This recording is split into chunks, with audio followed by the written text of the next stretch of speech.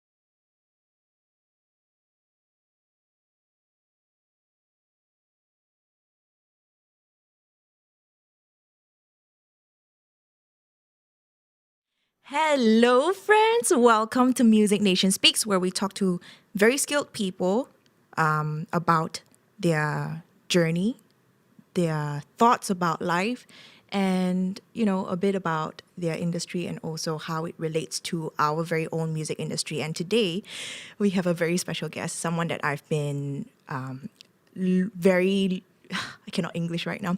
Someone that I've been very much looking forward to speaking to for a very, very long time. But before we get into our guest for today, a little bit of housekeeping. So, if you are in the Puchong, Selangor, Shah Alam, wherever you are, area, and if you're looking for instruments, musical instruments, and you're stuck at home, you have nothing to do, Major Music is doing retail now, and they are selling amazing guitars, interface, digital pianos, things like that. So if you want to know more about what they sell and what kind of services they provide, you can go to majormusic.com.my and also check out their Instagram at majormusic.my. And they also give online music lessons. So if you have nothing to do right now and you're looking to enhance certain skills, certain musical skills, go on to majormusic.com.my and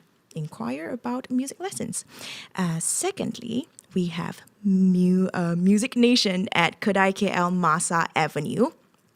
So we are partnering with ClassPass right now and are offering group music sessions such as vocal group sessions, songwriting sessions, stage performance sessions, mask theater program, and also music theory fundamentals. So if you are on ClassPass, you can book your classes right now. Of course, SOP is mandatory so that we can all enjoy music safely together.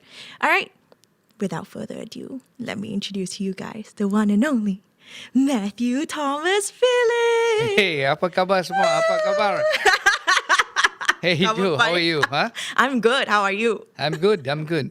Can we just take a second to appreciate Matthew's shirt? Yeah. Why? I thought I'd wait for the occasion. I was gonna wear a pants to match.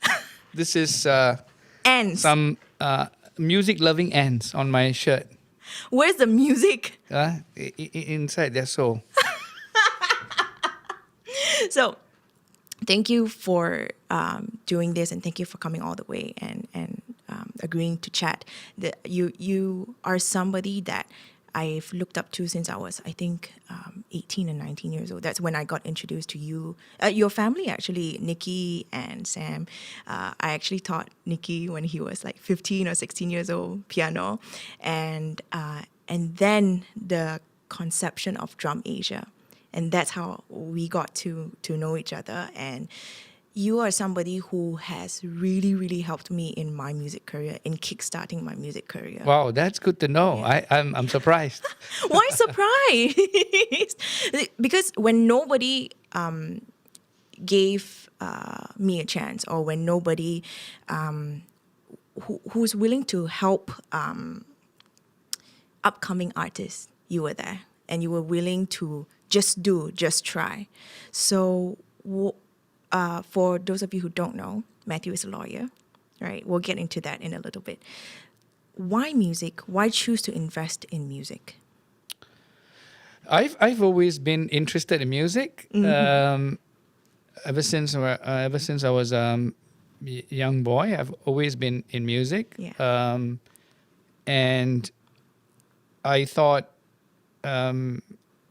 and I had the opportunity later on. I've always been playing music, but Since then- childhood. since childhood.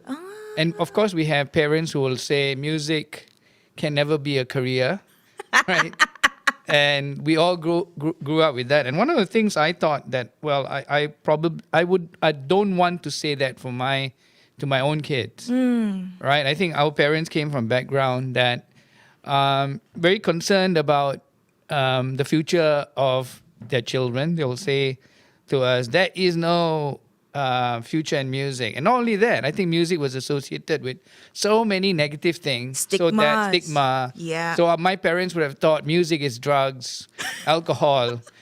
And so one of the things I knew that I didn't want to say that to my own kids. I didn't want to say, this is bad, don't choose a career in music. So somehow I kept in touch with music, and it turned out that somehow both my kids got into music. Yeah.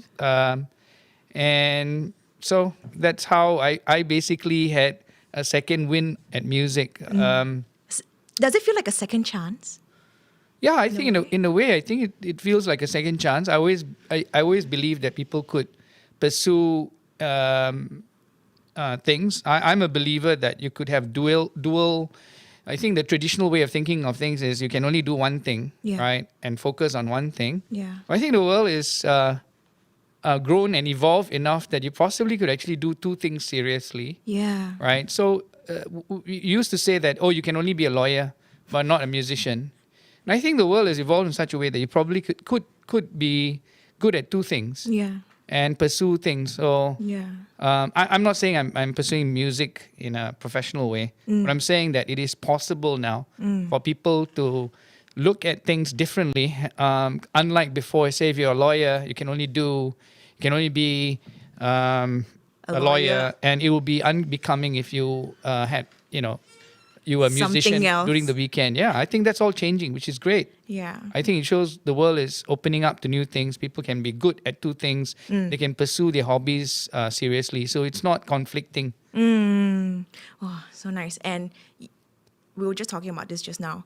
You are somebody who is, I would say, a trailblazer, because you just do whatever comes to your mind, whatever ideas, you would just implement it straight away, right? Like sometimes without knowing the consequences or the planning, but you start something first, and then along the way, there'll be Adjustments. Yeah. Just like, do you remember the first model of Drum Asia? Yeah. Right? It was like two sides. There's the jamming studio in the middle, and then the stage at the back, and then it broke through your office, that kind of thing. Yeah. And then the stage is there, and then there's the pulling door and things like that. So, and look at it now. There's an actual proper stage with like a bar area, and then there's two jamming studios with a lounge and things like that. So with a retail space as well. So my question is, what is some of the what are some of the adjustments that you've had to make, and in terms of from the business standpoint? So when Drum Asia started,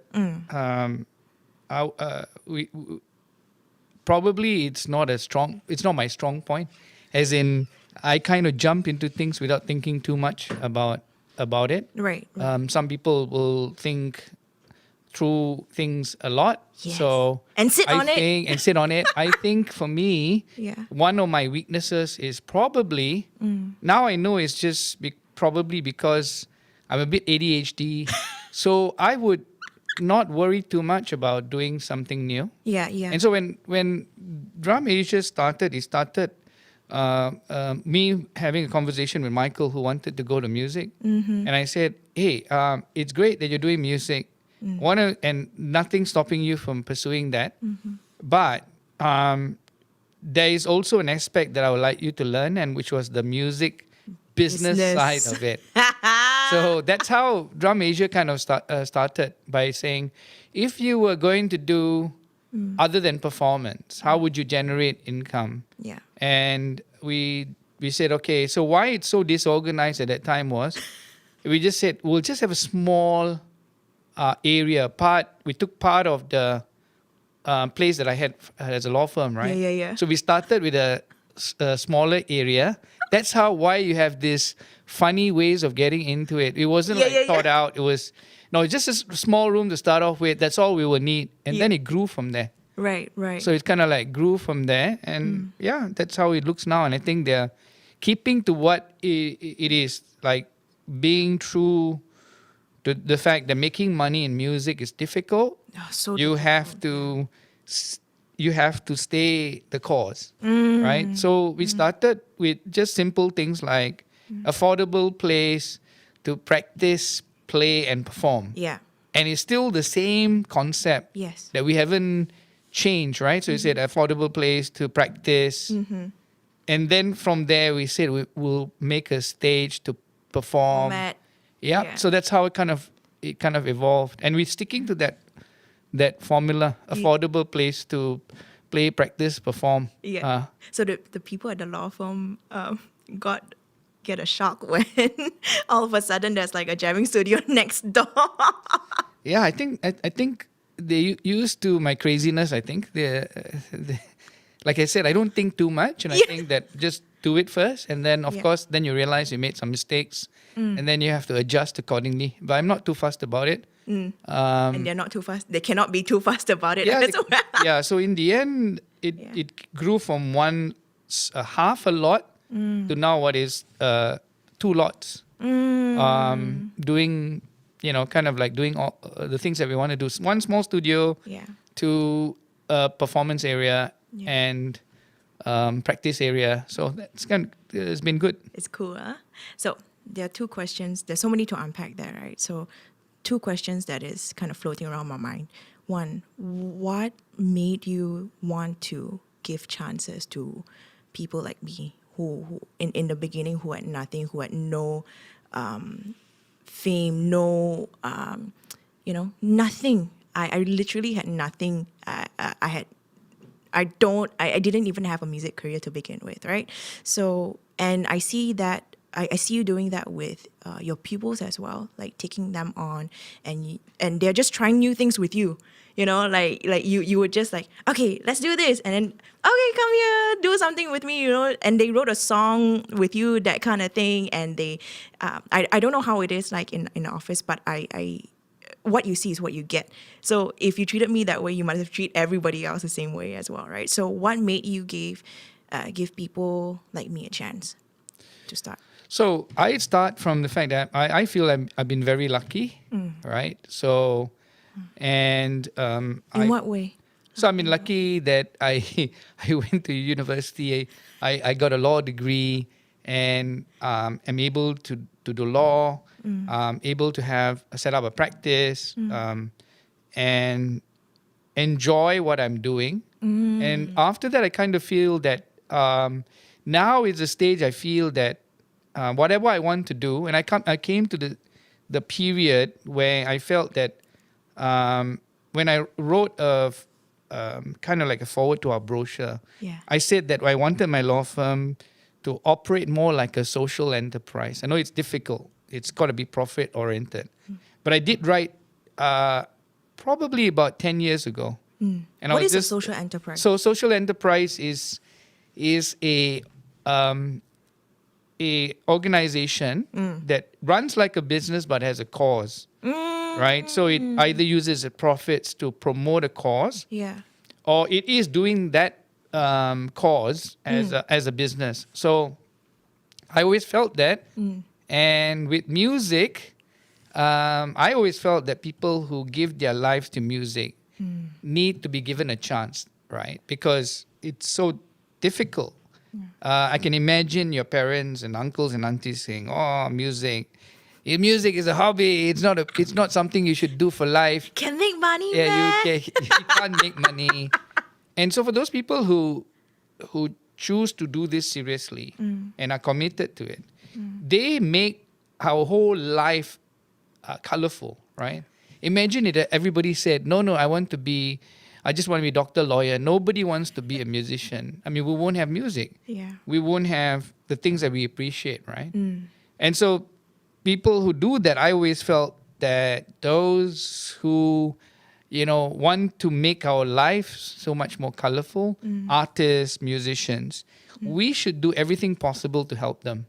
So that's kind of my outlook, if you like. So it's like, wow, you want to do this? This is hard. This being a musician is hard, and you want to do this. Well, how can I help you? I'll be, I want to do what I can to help you. I think that's kind of when you wanted to do your the EP show launch, and your launch, and I said, what can I do to help you? Right? Because this is not going to be easy. Right? And it's hard work. It's going to be you need a helping hand. So kind of that's how I felt, and I Yeah. still feel Yes. about music and people who are committed to music. Yeah. And not just that one time when I came back also. Like I think when I was in the States and decided that I wanted to come back, like, you were literally the first person I thought of, because there's no your attitude was always just do, right? So whatever I feel very comfortable sharing my ideas and my what I want to do with you, and you would be very patient. And sometimes I'll be like, "Hello, Matthew, where are you? Hello, there's class today. Don't forget." So, but whenever I sit down with you and share what my concerns were, or what can we do this, can we do that, you were always very, very encouraging. So I really appreciate that. And without you, just to put it out there would be no Music Nation. Just saying, yeah. So Oh wow, this is that's so nice of you to say that. Yeah. I mean, I always think that Yeah. no matter what you want to do, right? And then people can say there's no money to be made. You'll find a way, and if your heart in the right place. So I always believe if once your heart in the right place, and your heart has always been in the right place, and so I always think that Yeah. when you have your heart in the right place, and you want to help, you want to do things. I always believe that people should be given a chance. So that's how I look at it, and just do it. I've always said the first 2 years is going to be extremely difficult. Accept that, and then you'll find that if you stay the course for at least 2 years, whatever you want to do, right? Yeah. You will find a corner, and you'll find the momentum, the right? momentum that you want to do. Right. So I've stuck with that thing, right? Whatever you want to do, just have the power to stay the course for 2 years, even if you have to live in the car for 2 years. Yes. You do that, and you will definitely find a corner. Yeah. That they will turn a corner. You'll find why are you doing this, right? I mean, Right. so like for example, if I look at you and say you're bringing joy to your kids, who you are teaching, right? Yeah. So you're not looking at it and say I'm just teaching. I don't care. I'm just making some money.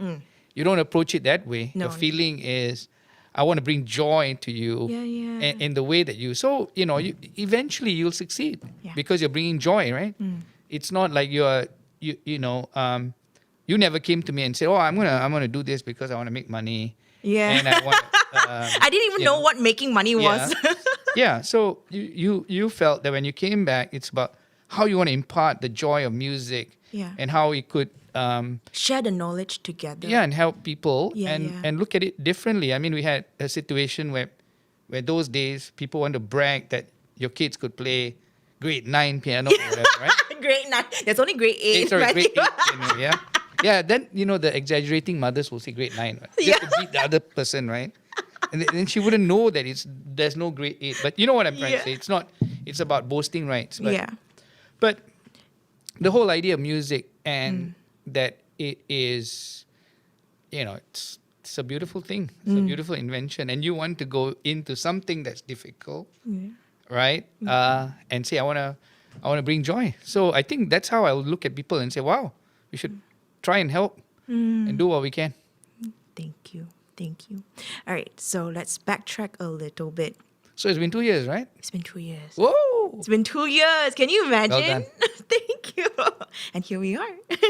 So, how did you get into law? And then we're going to talk about how did you start your first business? Because I feel that financial literacy is something that we lack in the music industry.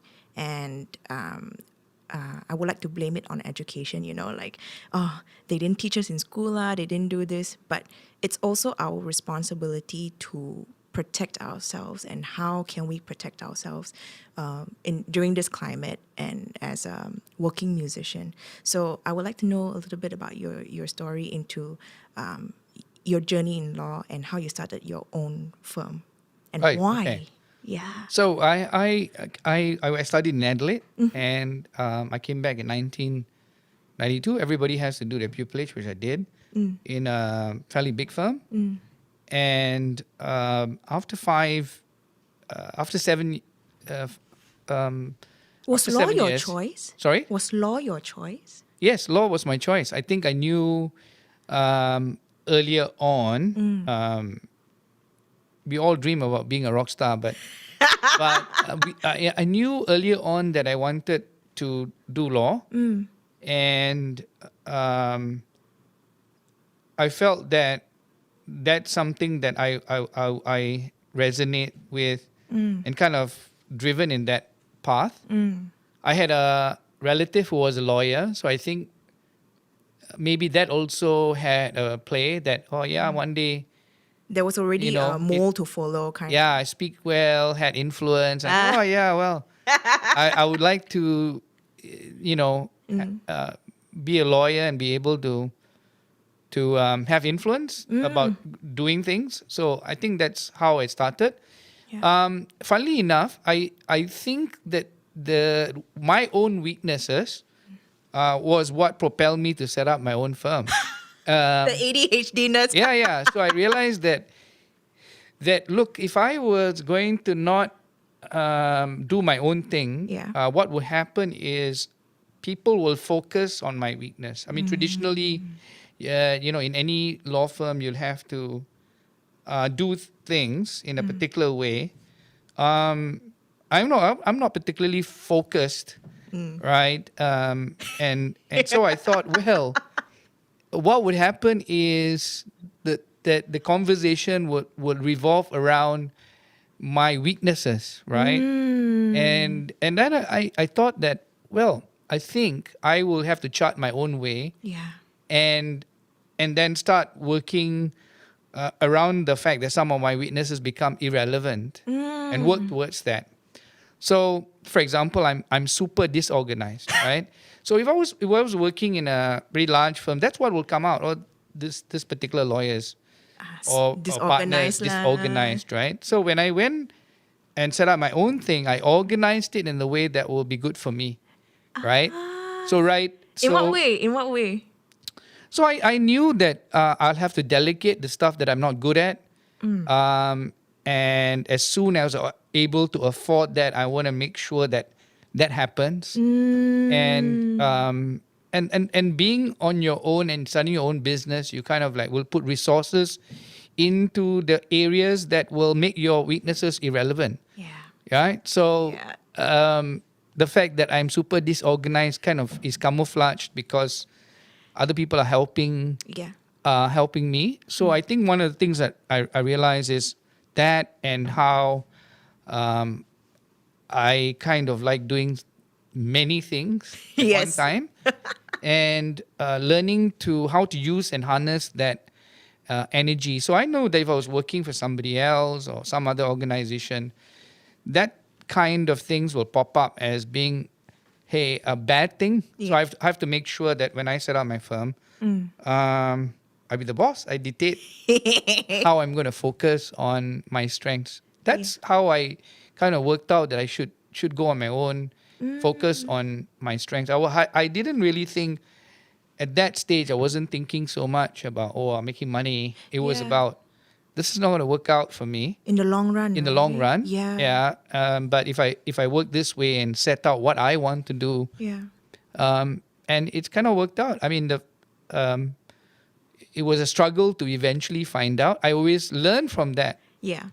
One of the things I learned is that whatever you want to do, you have to give yourself 2 years. It's very difficult in this age where people talk about startup and they want to succeed in Entrepreneurship. 6 months and 8 months. They want to have big money. Yeah. I stick to the old formula. Whatever I want to do now, right? New things. I know that you have to give At least 2 years now. 2 years, and then you'll see that if you have your mind set for 2 years, you will probably succeed within a year, right? If you set your mind to that, Yeah. you'll do the right things. You will align yourself. Yes. You'll not compromise, Yes. Yes. right? So everybody needs to be prepared. So that's how I actually started the journey of going on my own. Right. Because it can be very, very daunting sometimes, like, especially when you're, like, for me, for example, I felt very afraid because I had no capital. I didn't know what a capital was. I didn't know how to approach investors or when is the right time. When people always tell me, oh, you have to have capital first, you have to save up first, work certain amount of years, and then maybe in your mid-30s, then you can think about starting your own business, but I knew that wouldn't be sustainable in the long run. So whatever it is, I didn't want someone to hug above me, telling me what to do, 9 to 5, that kind of thing, where to teach, So there's no plan B, isn't it? Yeah, there's no plan B. Now you're happy, right? Very happy. Imagine if you work somewhere, working with somebody as a teacher, right? I don't think you'll have the same kind of momentum, same kind of pleasure that you're getting right now. Yeah. So I would always say, right, that you'll start where you are. And so if you can do something, right, you can start, for example, if it's just a business from your apartment where you don't have a rent, start where you are. Yes. Right? So or online now. Or online, for example, yeah? So that Right? gives you big possibilities. Yeah. So I think it's all in the mind. If you're doing things for the right reason, Yeah. right, which you are, because you didn't start out by saying, okay, I want to be rich, I want to do this. You felt that you had something, you had a voice, you had something to contribute, right? Yeah. That there's something that you wanted to impart. You felt that strongly. So for those who feel that strongly, Yeah. I personally feel you don't have to think so much about, do I have how much rental, how much this? It's kind of like you find a way, start where you are, right? And that's the advice I give everybody. So it's start small. Start small. Start something that does not destroy you, Yeah. right? It may mean that your cash is tight, Yes. but so what? Yeah. I mean, everybody will start somewhere, and don't have to be shy about the fact you don't have cash in your pocket Yeah. because you're starting out, right? Yeah. So, that's kind of like what I believe in. Once you have the reason or the purpose of what you're doing is right, then you don't allow your mind to stop what you want to do, right? And you find a way. Yeah. As you speak to people, right? Yeah. People can see whether you really You're genuine or not. You're genuine about what you want to do. Yeah. So even in the music space, I feel there's a lot of things that can be done. Right. It's about bringing your heart into the game. Yeah. It's very tough, but I think it can be done. Yeah. So from starting your own law firm and running it for how many years already was it? So it's now, I started in 1997 with a partner for 7 years. Wow. And that I learned a lot from that. So it was just two of you in the beginning. Yeah, two of us in the beginning from 1997 to 2004. Wow. And in 2004, so it went into a stage where, so I was with a big corporation, an employee, then became a partner with one other person. I did that for 7 years. And I was kind of come to the stage where I say, I'm semi-doing what I want, right? So it's like a big firm, then you're semi-doing what you want, but not entirely what you I want to do. Right. So I think in 2004, my partner and me, we parted because I wanted to pursue something that was slightly different from what she wanted to pursue. And we all have that same fears. I remember in 2004, right? Sam, my wife was reminding me, 1997, I was so excited. Shout out to Sam. Hi, Sam.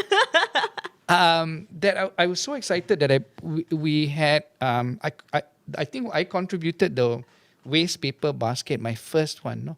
In 1997. I don't think I could afford anything else because everything else was bought by my partner. Yeah. But what I could buy was that waste paper Paper basket. But the thing is, the pride of the fact that this is mine. Yes. This is my waste paper basket. And that was good for 7 years. And then came 2004. I just felt that okay, I've done this, but I feel that this is This is only half of half who you of are who I am and what you want to do. and what I want to do. Yeah. And But before that, right? How do you know what you want to do? Doesn't that take a bit of, knowing yourself and knowing what your goals are, and then setting out to lay out what you want to do? yeah, so if I look back now, everybody will say you have your journey, you learn. I also think that if you had good mentors, right? People who give you the confidence, that will be helpful. Yeah. And so when I've kind of like came to the, you have this feeling, this is half of what I want to do. And so I parted ways with, that was the only way in which I could completely do what I want to do. Otherwise, it would have been a compromise, right? It's like, so you say, yeah, that was quite scary to say, can I do it? This is going to be completely on my own. Yeah. And me, I got some stupid philosophy. So I was thinking, I'm going to do, nobody is going to have a check and balance. Yeah. Right? Before that, there's always, hey, this is a stupid idea, better not do it. Yeah. So there's always this good balance in a partnership, right? So when I was becoming my own, completely on my own. Yeah. And so, okay, let's bring it back to music now, right? So, how is it? Okay, for people who don't know, Mathew is the manager of Estranged band, and how is it like managing a band, especially in a music business, and what are some of the challenges that you've had to face? Because I don't know if it's the same, but normal business or music business, like what are some of the similarities and what are some of the differences? Yeah. I always say now, right? I kind of like accidental how I ended up managing Estranged. It was Drum Asia wanted to do a concert. We approached Estranged because Hanafi was teaching Nikki and Michael, and then we spoke about, hey, Drum Asia want to do a concert and that's how we started. The initial collaboration was not as me as a manager, but just doing this, and then like strange things happen. And what kind of strange things? I mean, I kind of thought that they, I liked. Number one, for me, I have to like the people, right? Yes. So it's not just going into something. So when there was a period when Estranged, it was Hanafi, Din, and Rich, and they were talking about a new direction and how to move. And I thought that, okay, maybe I'll come in and help. And I think in the end, it was good for me because I learned so much from it. So things happen, and then I work out that when you're running a law firm, you have so many complaints. Like what? You'll complain about this, you'll complain about everything. You complain about everything. Then when I started managing Estranged, it was a completely different ball game, and the challenges were a lot more different. Then I said, wow. Fresh challenge. I am managing a law firm didn't look so hard.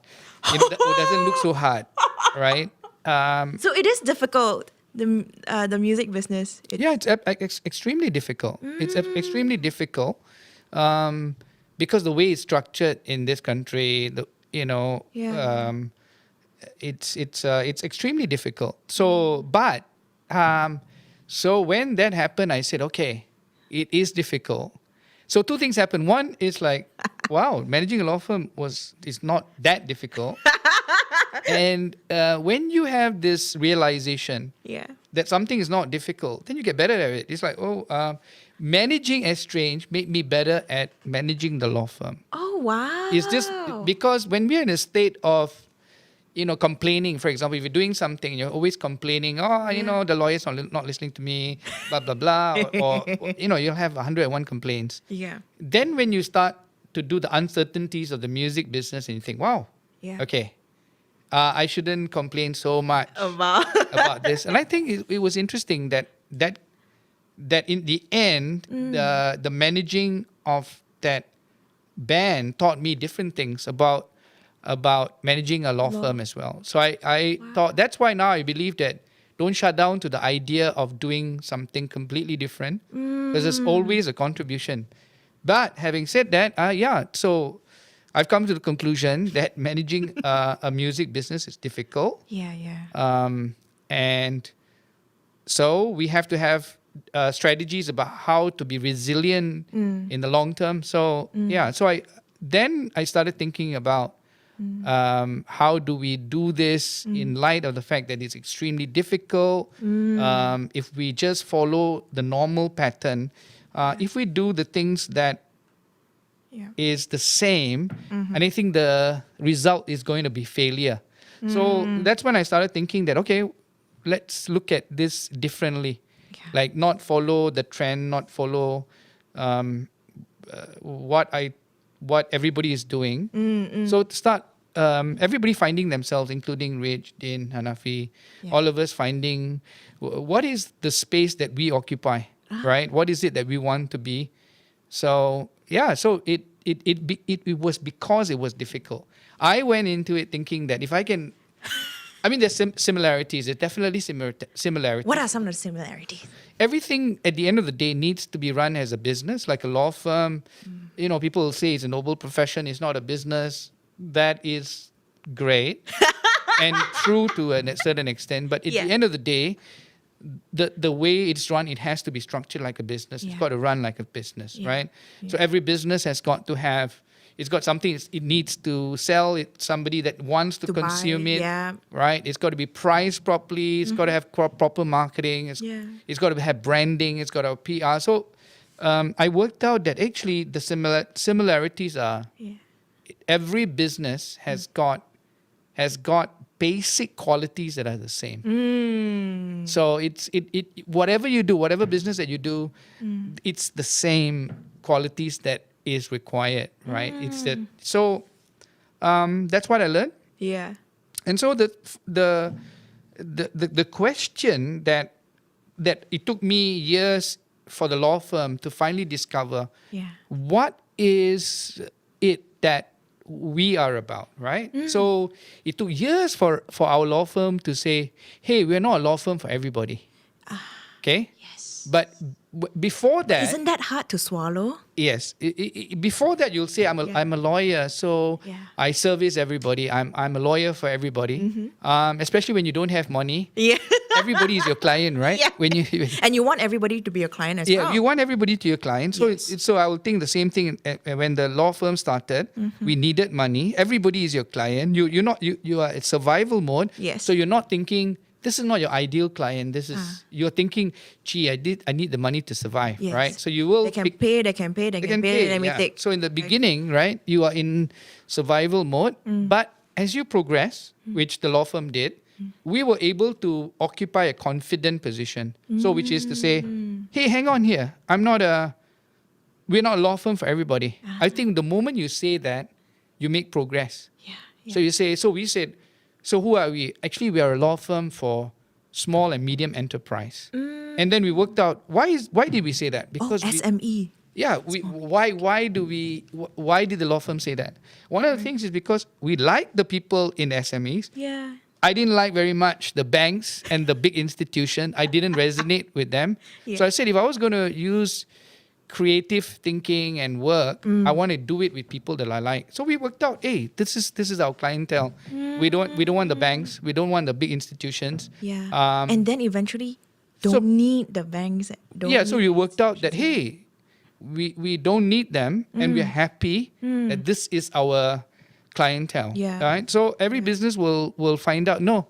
So today, if I meet somebody, right, I'll know whether the person is my ideal client or not. So I think every business will we won't tell people in their face not my And ideal you client. shouldn't. Right? We shouldn't do that. But as Yeah. a business, and once you know that, that's progress. Yes, You already know this is my clientele, and I think the same would apply with Estrange. Yeah. Right? When we started, it's like I went in, I thought this is easy, right? And then I realized, okay, It's this not. is not easy.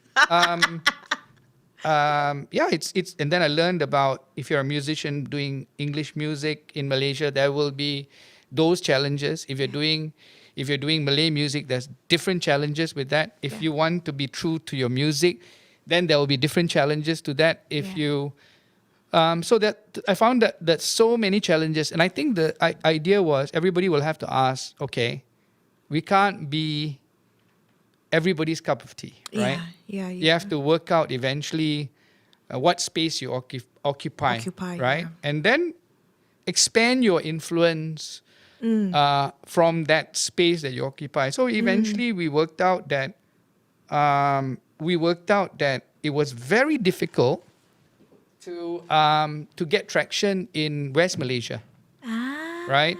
Yeah. And so you'll see that after 2 years of trying to do things in West Certain Malaysia, things. Yeah.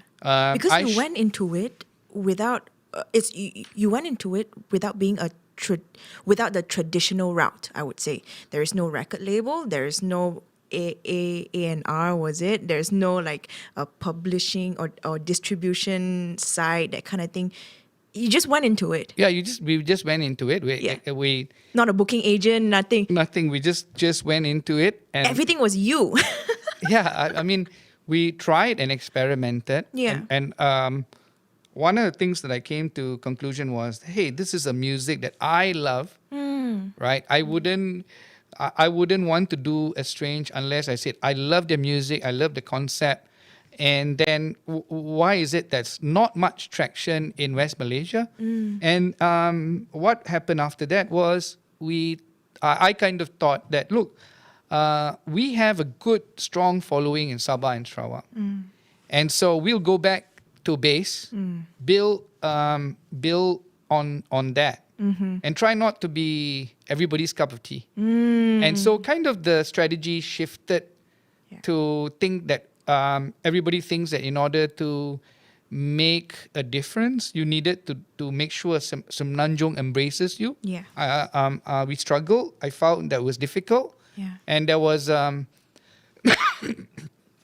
found that it was very strange that people were saying, oh, isn't this a band from 10 years ago and stuff like that? And whereas I didn't have the same reaction when we were playing in Sabah and Sarawak. So we found there was some challenges here. So the strategy then was we decided that we'll focus on our core, and the same thing that my law firm did. Right at the end of the day, we come to we can't be everywhere and everything. Yeah. And yes, music is universal, but at the end of the day, there's got to be some core customers or clients. Yeah. Right? Your target audience. Yeah. And we decided, hey, we'll build Borneo. And that's how you will see the shift towards trying to do too many things in Semenanjung and say, no, we'll kind of like focus, and went into Sabah and Sarawak. Then I learned that's a whole big place. And now what we're doing is we focus on Sabah and build our base there. I saw something very cool, the internet hub, and then but before this there was like Light Up Borneo, that kind of thing, right? That's right. So the shift is towards like even every business will come to a realization. Like the law firm that I do, we realize who is it that we service, what is it that we want to do for the community. That's an important part of what we want to do. And I think what is great about Estrange is that they also feel that way. It wasn't like manufactured. They also feel that, yes, they want to do something that would contribute. And we thought that, look, when we go to Sabah and we find the challenges there, electricity and internet, it was very natural to say, hey, this is a cause that Yeah. that we could speak about, Yeah. that we There's will a hole that we be could attached feel. to. Yeah. Yeah. So, and at the end of the day, when people talk about my assessment of success would be that Estrange has bought, with it together with Light Up Borneo, has bought the micro hydro to 100 homes, right? That is much more significant to me as an achievement than to say, oh yeah, Rich became famous and rich, and Hanafi was rich, or Dane is rich. Yeah. And then, but what is the impact? Oh yeah, okay, they got some really nice songs. That's it. But today we can say their music helped bring electricity to 100 homes. Yeah. That's a record, right? It remains there. If you go to these villages, you will see light Yeah. that they use their music for good. For And good yeah, cause, so the band was really committed to that cause, right? And in Malaysia, it's voluntarism is could be better, and I think it will be better. Nobody cares. Oh yeah, no big deal. I think if there was a lot of gossip or stuff like, people will be interested. When it's just doing good, it sounds a bit boring. But Yeah. the way we look at it is, we're coming from our heart. Yeah. We're focused on that, Yeah. and you can't do it because you're expecting A return. a return, Yes. right? And Yeah. that's how we are pushing. So we did electricity, and now the next one we're doing is just focus on internet. Yeah. The Right? Internet hub, right? Internet hub. So that's what's being built this year. And Estrange is going to do another performance, and whatever money that we raise will, the profits that we raise will go towards another internet hub. And next one is going to be in Tambunan. Yeah. Oh yeah. The with the hiking trail, that one, right? That's right. Yeah. Right, So it's right. going to be. So the concept is, again, that Estrange is evolving into a music band that's akin to a social enterprise. Make it sustainable so that they can earn a living, Yeah. but at the same time, the impact is for the community. So it's Yeah. a different ball game. It's Yeah. not like we are focused Social only on being famous or making money. It's about bringing good, and that's how the whole thing is structured right now. And so I'm confident, right? We are not talking about Estrange for tomorrow. We're talking about a long 10, 15 years down Yeah, the we're talking about a road. long period of time, because Yeah. at the core of it, they're going to come out with an album. Yeah. So the music is still there. The Yeah. music will continue. But on top of that is the fact that their music is for good.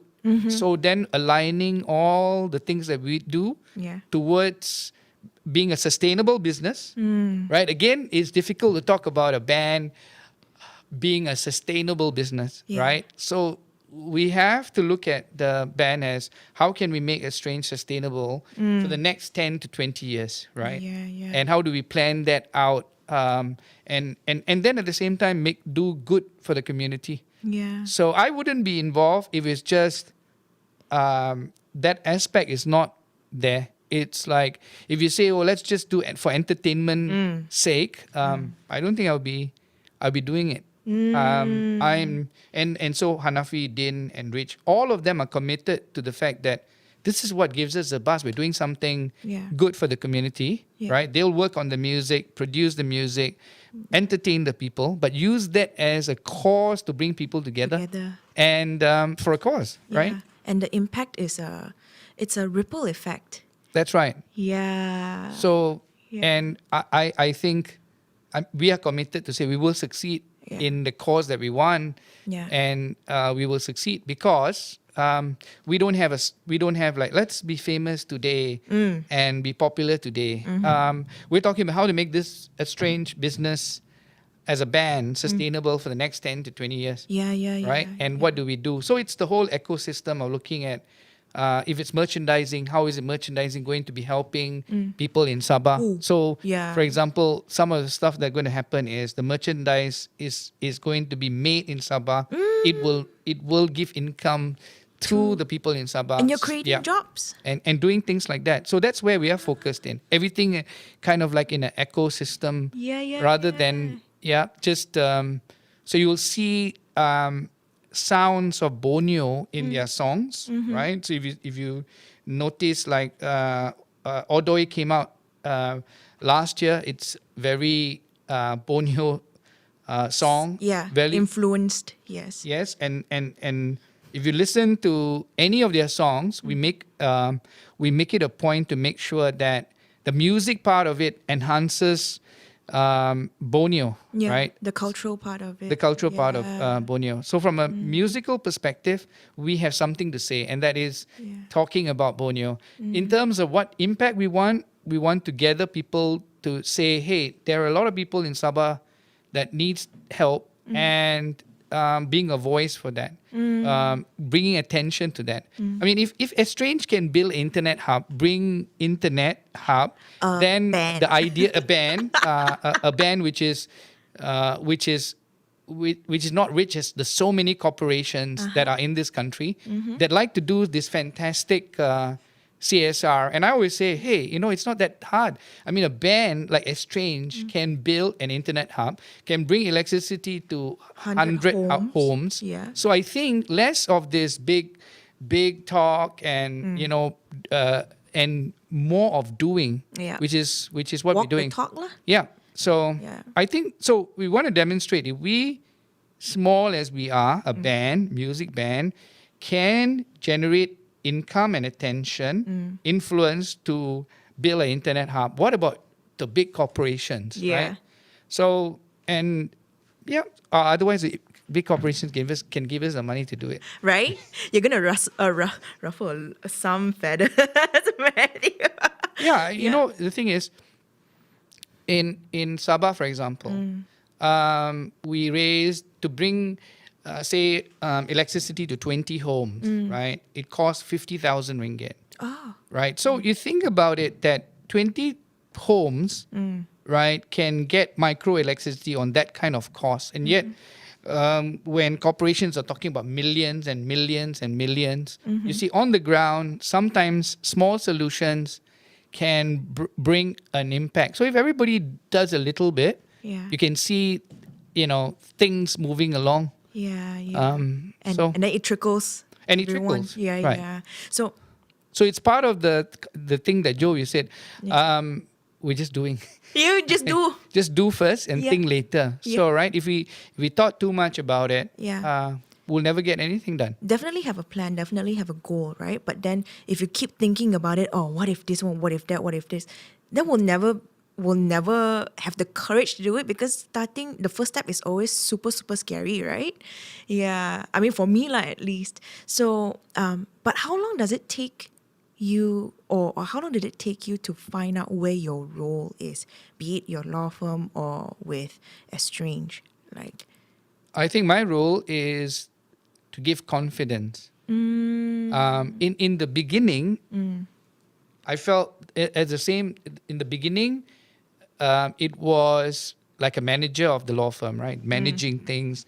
Now, I feel that I'm not a manager. We already have someone to manage. Yeah. And I'm providing leadership, hopefully, to the law firm in Yes. terms of who we are, what we want to do, how we want to contribute to the society.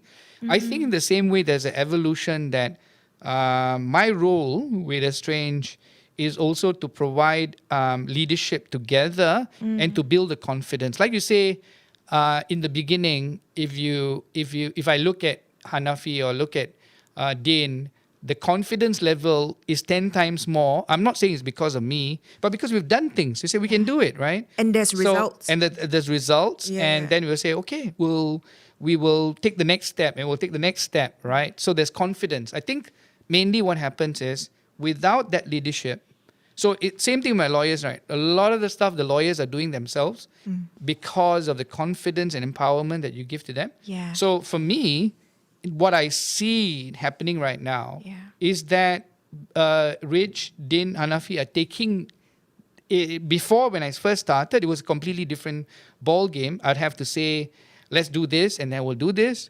Now, I don't have to say that, because they already have the confidence to say, this is what we're going to be doing. These are the projects that we want to be involved in. Right. And saying no to the projects that doesn't align with what The goal. the goals are. So that they are doing that. So my role is to provide leadership that gives them the confidence Yeah. to say that it's not me saying, hey, Estrange, you're going to be around for 10, 20 years. You're going to be doing very good things. Yeah. They themselves now have this feeling that, yes, Yeah. we can do it. Can And we don't have to follow a traditional route Yeah. where a lifespan of a music band may be 2 years. And after that, And then- right? How? Right? And so now when your cause is bigger than that, you won't be thinking it's Yeah. going to be an infinite mindset. What I do will impact, right? And you continue to do it. So you can't stop and say, oh, yeah, this song didn't really do well. We expected it to be doing well. So, okay, let's stop it. I give up. I think what we've done is we are beyond that now. Yeah. Yeah. Right? We're not going to say, oh my God, this song didn't do well. So We're going to. we're going to give up. Yeah. Because, yeah. we can't give up. Now we got more internet hubs to build and we got more electricity Yeah. projects to do, right? So we Yeah. keep going. Yeah. So I think that's what's happened to them, that the confidence that they have. Yeah. And I just realized this now. It's something clicked. You're so good at recognizing the potential in other people and empowering them to do things that sometimes they don't even realize that they can. I think that's your superpower. Oh, really? Yeah. I think I Yeah. suppose I've learned that everybody is unique, right? And the way I talk to, even in Estrange, the way I talk to Hanafi will be different to the way I talk to Din, and the way I talk to Rich is all different. And the reason it is different is because they're all unique individuals. What motivates them and what Yeah. spurs them on is going to be difficult. Yeah. So I've always believed in that. I think that even in the lawyers, I do the same thing. I say, okay, this is how I'm going to communicate with this lawyer. This is how I'm going to communicate with this particular lawyer. So they're all different. And I do the same thing with the three of them.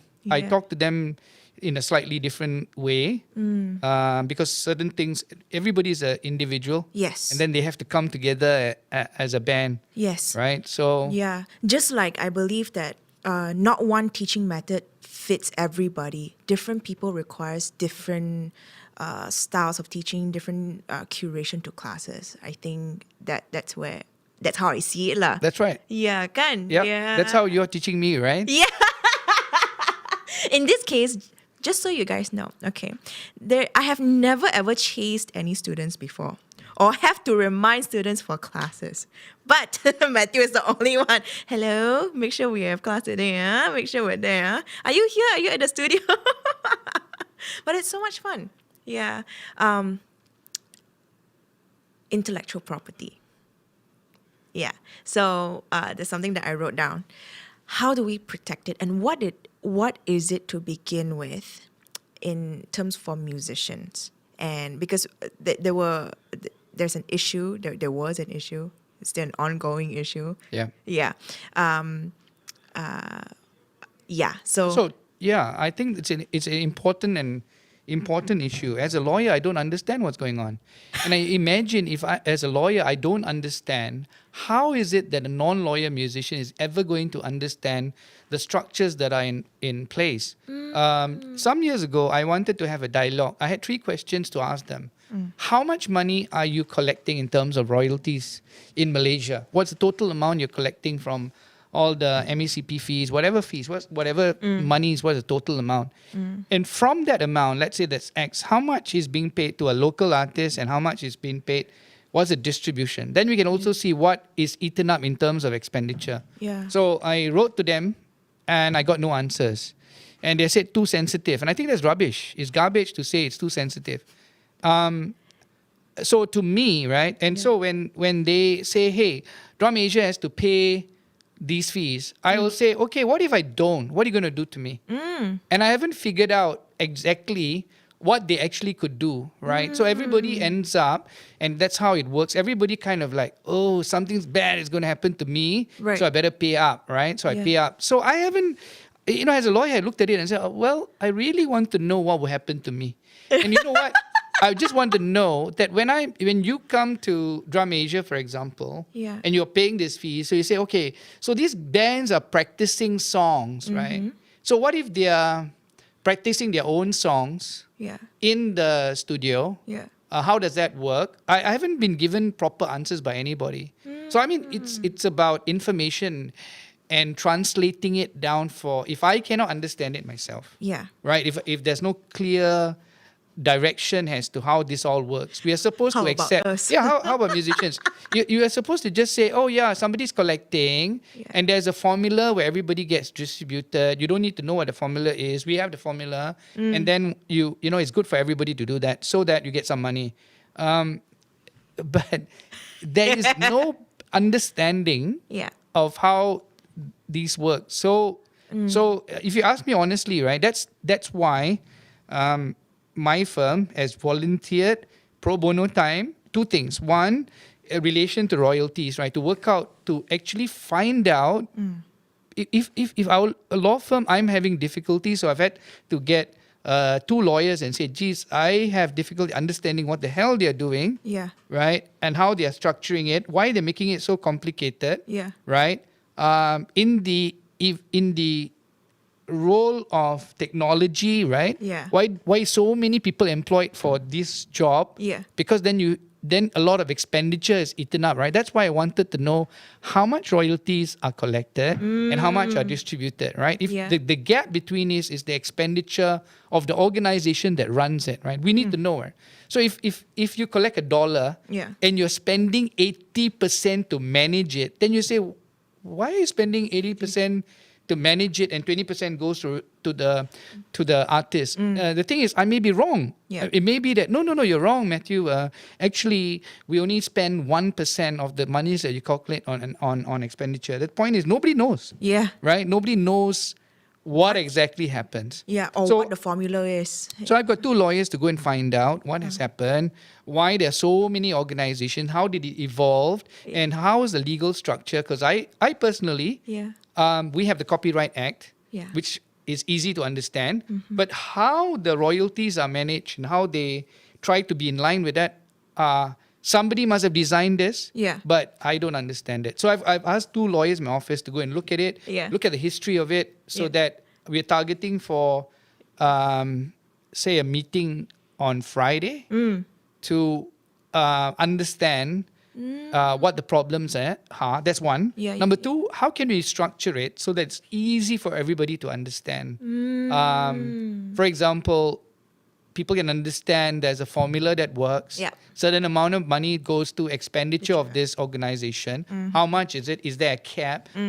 Moving forward, are we going to find a way in which local artists is going to be paid a higher royalty Yeah. Yeah. compared to a foreign artist? I don't know the answers to this. I want to know, is that possible? Maybe the world powers is structured in such a way that we can't weight more money to local artists. So those are things that I want to actually find out. Two, Me too. if they can cut down on the expenditure of management through technology, right?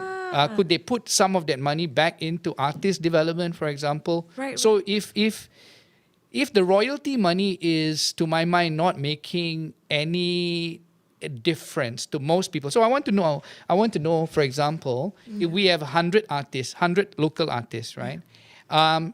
This royalty is impacting how many of that 100 local artists, Yeah. right? If you're saying, well, two of the top person make some money, Yeah. right? But 98 of the other artists virtually has nothing, then perhaps we just collectively should come together and say, instead of me taking 2 cents Yeah. and you 2 cents, why don't we put the 2 cents together and make the collective space better through improvement in infrastructure? So the thing is, we don't know the answer. I don't know the answer, Yeah. right, Yeah. to these questions. So Is we it need hard to find out. No, I about think, these things? no, I'm prepared. And I said, I'm prepared. Yeah. Previously, if people don't give us answer, we had gone to court before on information, this idea of we should get this information. So the way the lawyers are now looking at this case is that we assume those information is not going to be made available, And we are going to go one step further to see what action can we take to make that information available for everybody to see what has happened. So this is a concept of freedom of information. We've gone to court before. There's some challenges about getting that information, but that's what the lawyers are looking at. For example, the questions I asked before: how much was the total royalty that's collected? How much of that is given to local artists or distributed? What's the distribution ratio? Local artists, foreign artists. And so we know in between, that's the expenditure amount. On that expenditure amount, what is it that you're spending money on? What collection? What is it that we want to know? So maybe I'm jumping ahead in the sense that maybe everybody is going to say, hey, you can go to a website and all this information is available. So that's why I've actually, to be honest, I don't know the answers. Maybe I'm wrong. I've asked my lawyers to actually go and look and find whether all this information are available. If they're not, their instructions from me is find a way in which we can legally get a court order to find out this information. And then that's number one. Number two is how do we move forward to make it simple for everybody to understand what is happening and how is it going to be organized, right? So right now you write a song and you think that it's on airplay on radio, but you haven't had a single cent from it, right? So maybe the answer is, well, it's unlikely that you're going to get anything unless you hit this kind of levels of play. And so people know, right? So then if you know that and you think that you are in a space that is unlikely to command those kind of royalties as because of the system, then what do we do? Right? So people are thinking, I'll write the song and I think I'm going to get royalties to it. I'm still waiting for somebody who says, yeah, I got a lot of royalties from this. I know, some things happen and then people get paid because they are used in various other programs. But I want to see what's going to happen next, right? Because I do feel that, just take me as an example. I'm very bad at protecting myself in terms of like, all I want to do is just write songs, record, and put it out on Spotify. That's it. I didn't even think about, registering myself as a MECP member, for example. Like, how do I protect the copyright of my songs? And also as a performer, when I perform my songs, I actually do get some sort of fees from those things. I never knew that until like a few years ago. And until today, I'm still guilty of not registering still. So what are some of the ways that you have, what are some of the steps that you have taken to protect Estrange as a band and them individually as musicians? So I think for Estrange, because they have access to the legal services, whatever we do is vetted legally. And it should be that way, isn't it? Yeah. So what I've done now is one contribution that Thomas Phillip, the firm, is going to do is that we're going to provide pro bono services for musicians.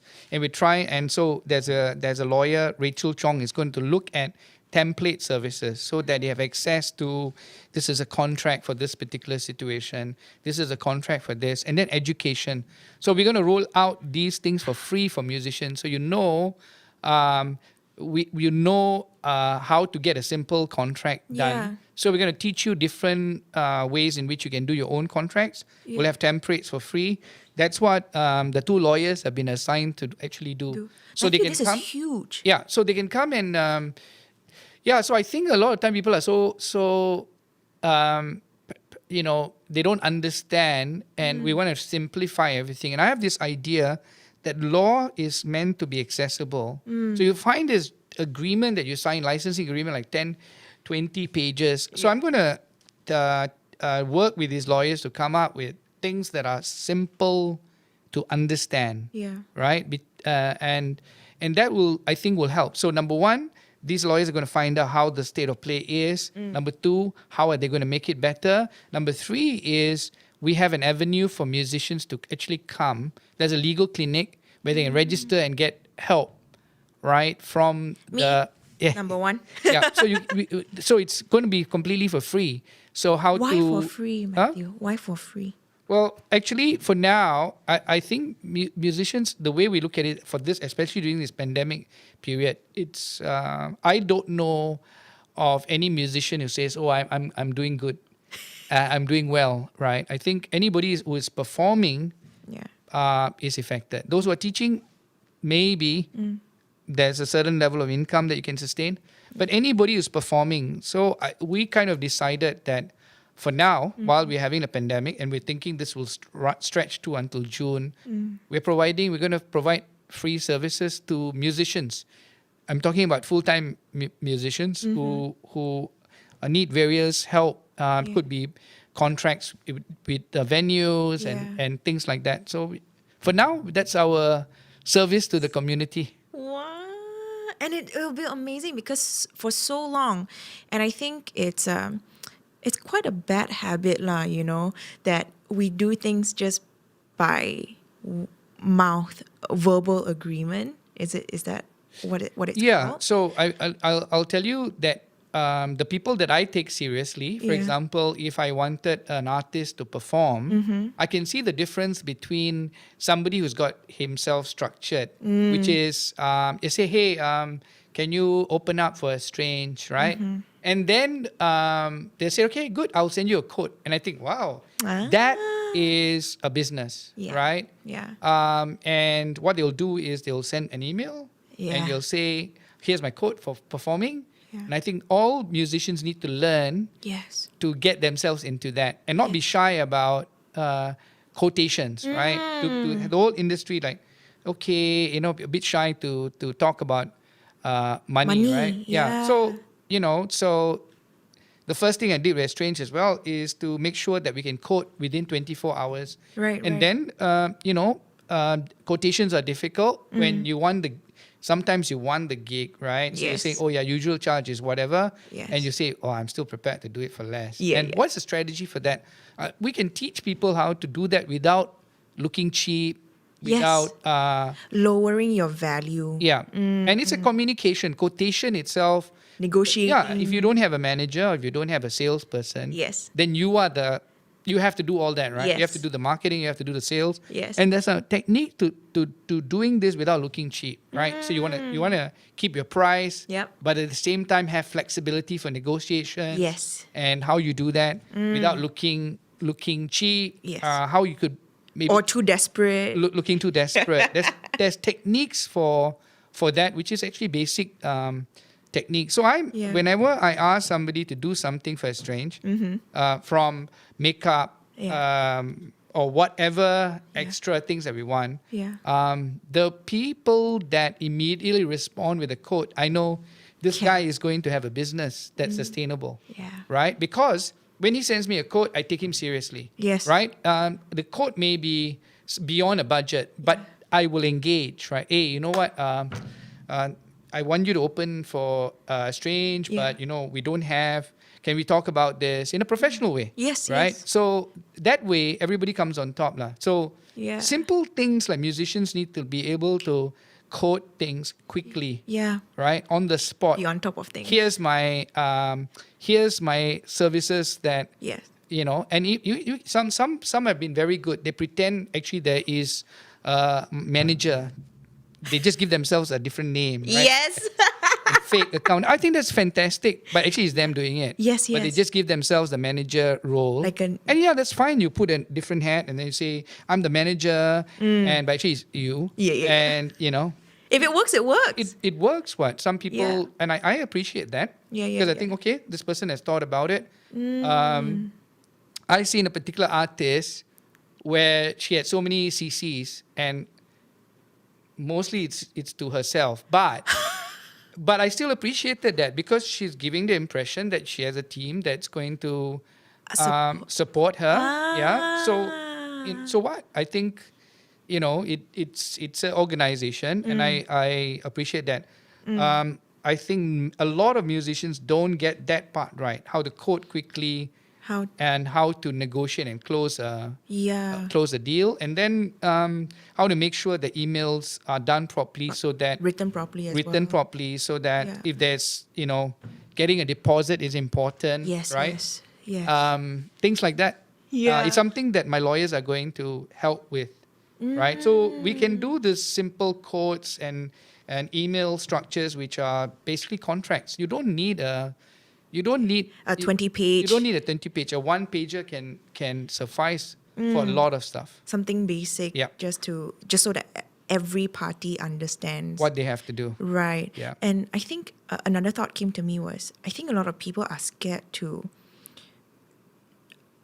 I think the root of it is fear, because when we start quoting people, when we start dealing with clients, dealing with things like that, that means we're taking this very seriously. And then there is the second part of it, which is the responsibility and keeping ourselves accountable. That I feel that a lot of people, it's just music, ma. It should be easy, ma.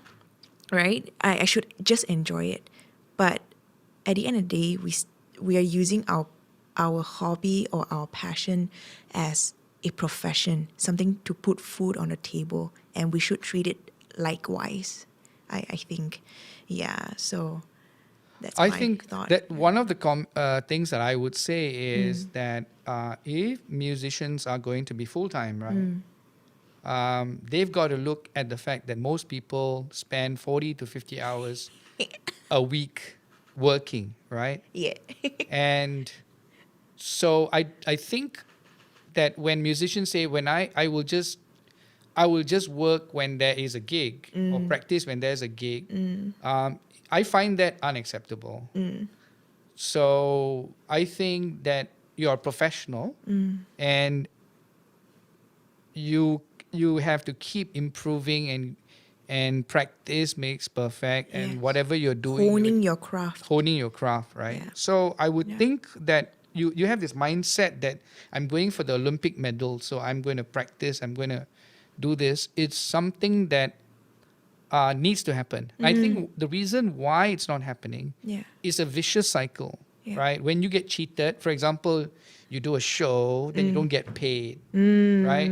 It feels you're devalued, right? If you're devalued in that way, it will carry through, right? You say, what's the To the point of next me practicing so much? The idiot wants to pay me only $200, right? Yeah. I'm better than that. Yes. And yet, so it's I think you need to divorce from that part to Yes. the fact that you want to be good, and you need to make sure that you have a repertoire. What are you doing? How to keep yourself ahead? Yeah. It's really tough when people devalue you. Yeah. And people start talking and say, "Oh, it's a very good exposure for you," and which is the bullshit that people say, right? So they say the exposure. Yeah. What exposure can't pay petrol, can't feed Pay you, my rent, pay yeah. your rent, right? So it's kind of like the vicious cycle. So when you hear that Yeah. from people, Yeah. they don't value musicians as a professional. Yes. Then you get demotivated and you think, oh, okay, where's the gig? Then I'll practice. So and nobody. So it's tough. It's very tough. Yeah. My only thing is to say never give up and say, well, the universal laws is that you still need those hours to make yourself really Good. good. At what So you do, at what you right? do, right? So for Yeah. example, if it's a band, it's entertainment, right? So you haven't got a gig, but surely you can look at what other people are doing. What are the cheap ways to make entertainment better? How can the vocalists deliver something different for every song? How can you practice to make a performance rather than, okay, we'll just practice the music. So I think that is a part where it's easier for me to say, but I think that's a part where musicians can do it. It's a performance. For example, they're performing, but we don't have a gig. So what do you do? Well, I'm just thinking, well, let's look at what are the fantastic things that are happening around the world. Yeah. What are the things affordably I can do, right? Yeah. Maybe I can, Pink, right? Of course, we can't afford it, right? Like, Pink flies as Pink. The artist, the singer. artist, right? Yeah. If you've seen her concert Uh-huh. and how she flies all over the place because she's Oh, yeah. a bit of a gymnastic. Yes. Right? Yes, And you think, yes. wow, this. So we don't have to go to that level. Right. But you see, in if you look at most performances, people come out just do their usual stuff. But imagine if the band really says we want to hone a craft, so every song is going to be delivered in a different way. Yeah. Change lighting or something Yeah. that's affordable, right? Yes. You'll see that the crowd will appreciate it. Wow, There's you're effort doing in it. effort in it. Yeah. So during this pandemic, I think a lot of time can be spent thinking about how to make our next performance great. Now that we got time, Yeah. we're not going to get a performance in such a long period. But how can we Yeah. practice?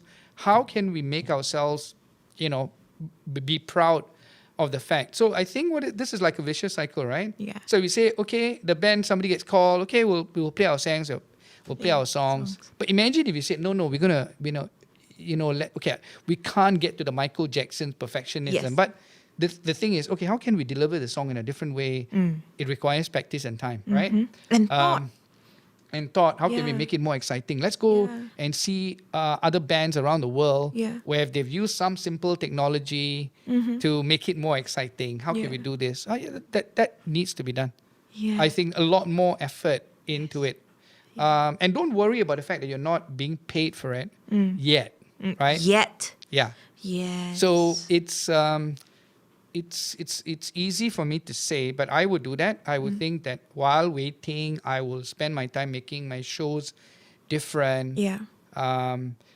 We're jaded because we think that our crowd is not going to pay us to Yeah. do this, right? Yeah. And Yeah. so we have to just go above that Yes. and try our very best. I'm not saying it's easier. Yeah. Because, you go there, you try, and then the cheapskates out there don't want to pay you, right? What annoys me is the fact that they can go and pay for a stupid VIP makan that's like 10,000, 20,000, right? They don't mind doing all that. Then when it comes to paying the band, so expensive. Why so expensive? It's just, there's no, you're just entertainment, right? Yeah. It's okay, but not important. So how do we do that? I think it's about performance. It's like Yes. going out there and saying, Yeah. this is who we are. No matter how difficult the circumstances, that you're going to deliver a performance and people say, wow, this is amazing. It's tough, right? Yeah, so tough. And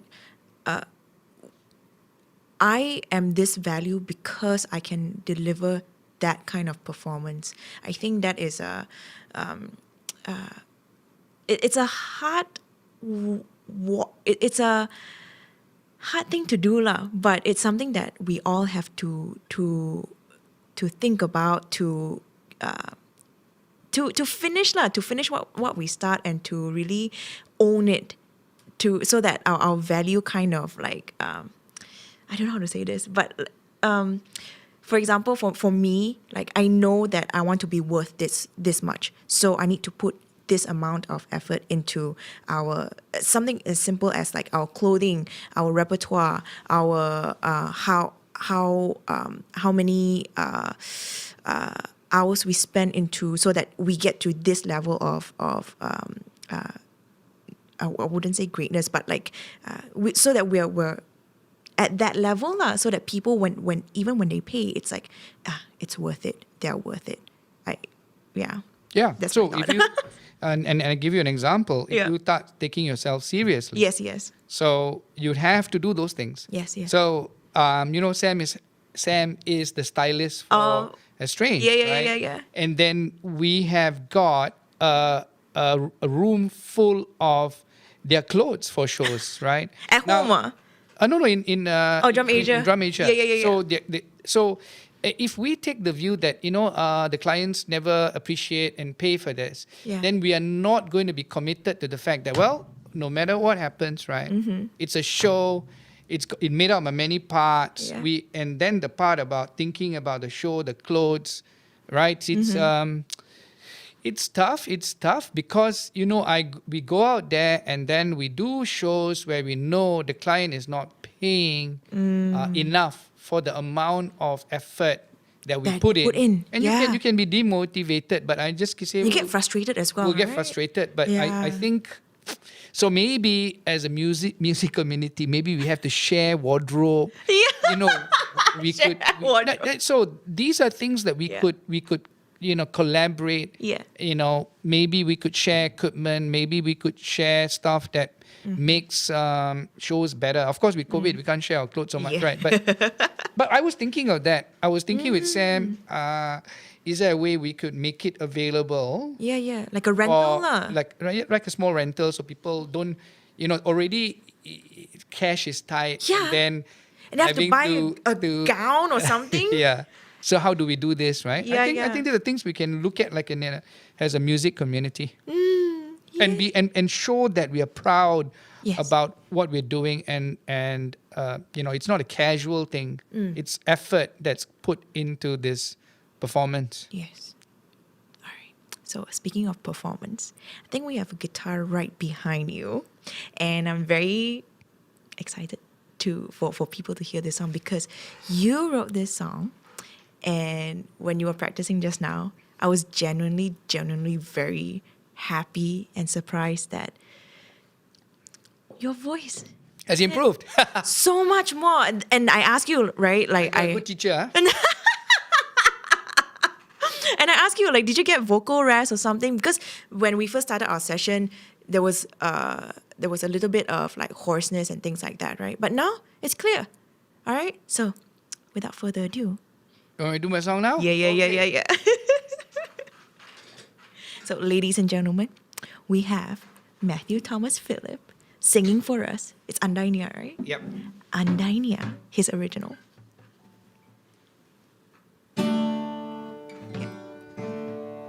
Andainya senyumanmu tiada lagi untukku. Andainya sentuhanmu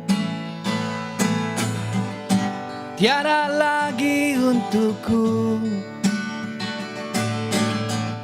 Di pentas dunia ini ku terima hakikatku, tapi di dalam mimpiku ku menari bersamamu. Ku berada di sisimu, senyumanmu di mimpiku ini. Ku menari bersamamu, ku berada di sisimu, sentuhanmu di mimpiku ini. Si dia yang kini terima sentuhanmu, si dia yang kini terima senyumanmu di pentas dunia ini. Terima hakikatku, tapi di dalam mimpiku ku menari bersamamu, ku berada di sisimu, senyumanmu di mimpiku ini. Maafkanlah oh diriku, aku yang meninggalkanmu, tapi di mimpiku ku menari bersamamu,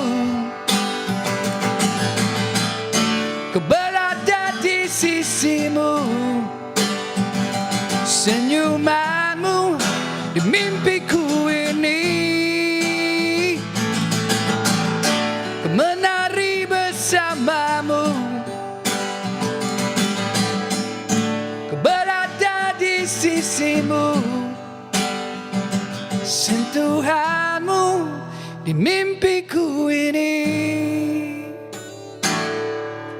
Thank you, Joe.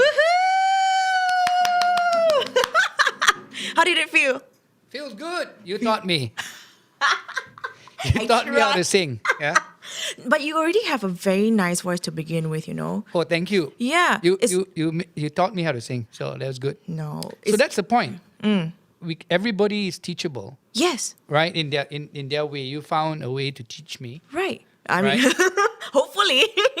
But how did it feel just now? Was it were there tension in the vocal? No, I felt good. Felt good, I huh? used the techniques that you taught me, so that's good. I can teach And guys. and I thought that this guitar that Major music. Major Music sells, Yeah. fantastic. I think for $799, is that? Yeah. It comes with a bag and a tuner. No, I think this is super value. I love the sound. I'm actually going to get it. Ooh. I think the sound is so good. $799 for this kind of sound. Yeah. If you got to be paying something like $3,000 for this kind of sound. Yeah. You know, for either a Norman guitar or something like that, it's like Yeah. 2,800. Wow. Love at first touch. This is really good. Jared, here or not? Doing good things.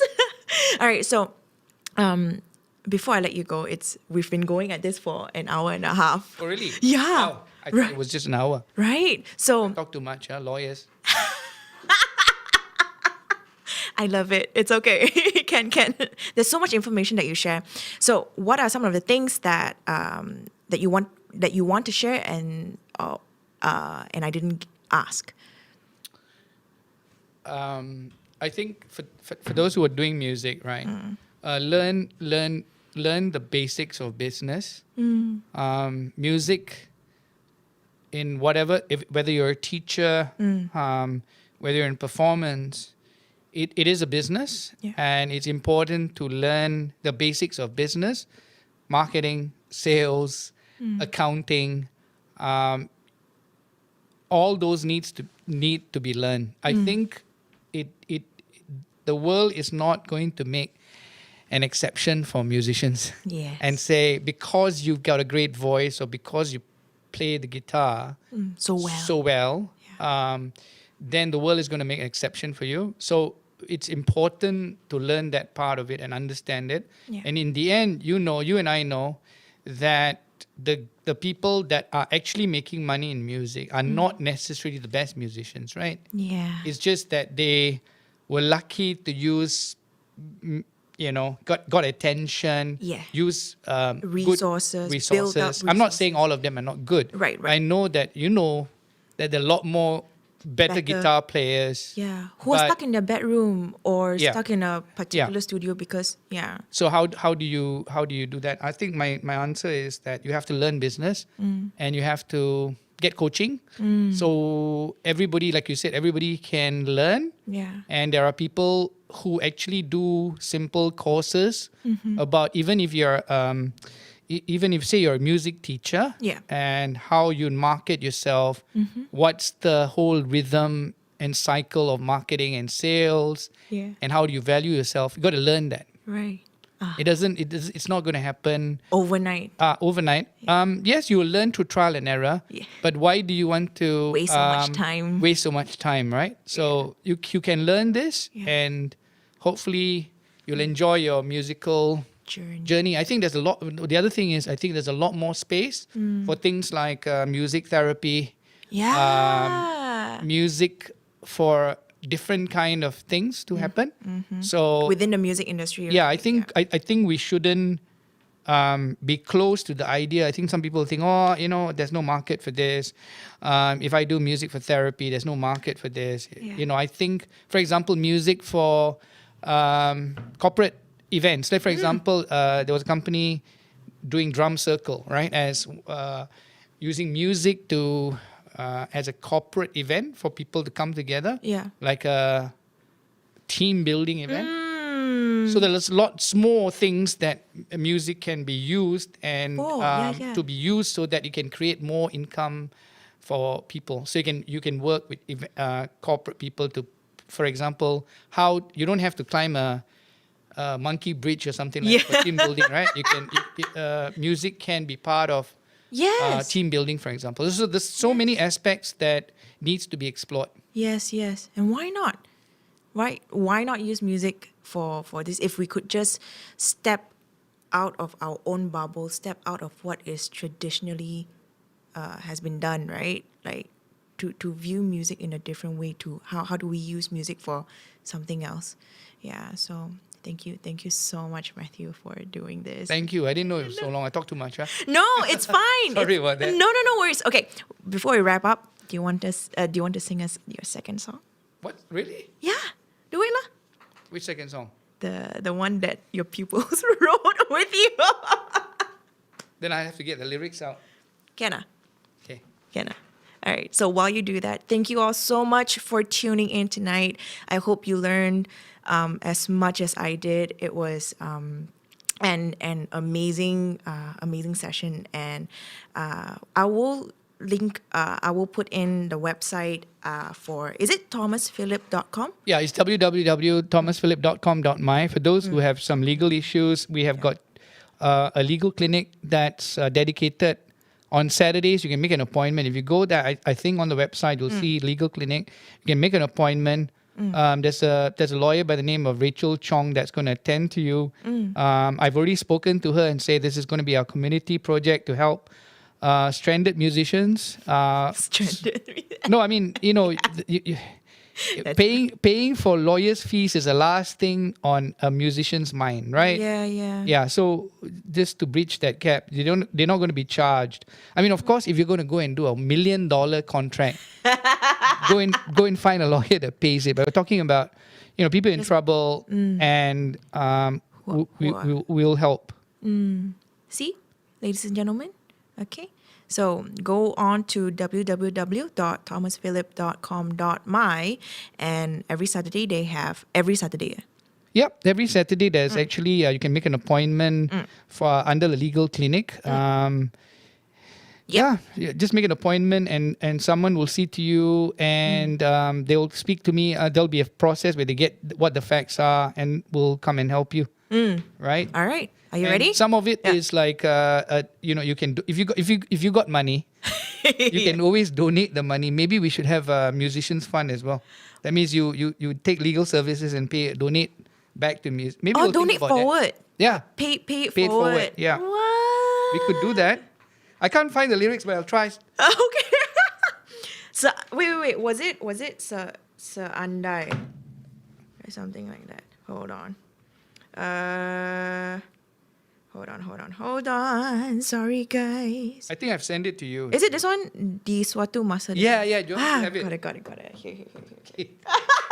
How come I have your lyrics? Thank you. Thank you all so much for watching. This is Mathew Thomas Phillip. I hope you learned as much as I did. And please rewatch and share this episode to your friends, family, or any mutual friends. I really cannot English. Musician friends that you know or are in need of help. Send them this episode. Get in touch with Thomas Phillip. And I'll see you guys in the next episode. Bye. Thanks, Joe. Let's do it. Di suatu masa engkau masih di sini. Di suatu masa engkau masih bersamaku. Tapi kini kau telah pergi meninggalkanku sendiri. Ku terluka. Aku cinta padamu, aku mau dirimu, kerana cinta,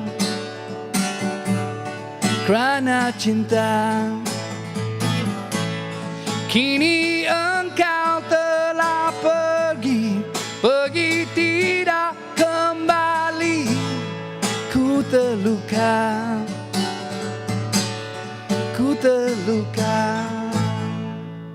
Sorry. Di suatu masa kaulah laguku. Di suatu masa kaulah iramaku. Namun kini tiada lagi, kau pergi dengan pilihanmu.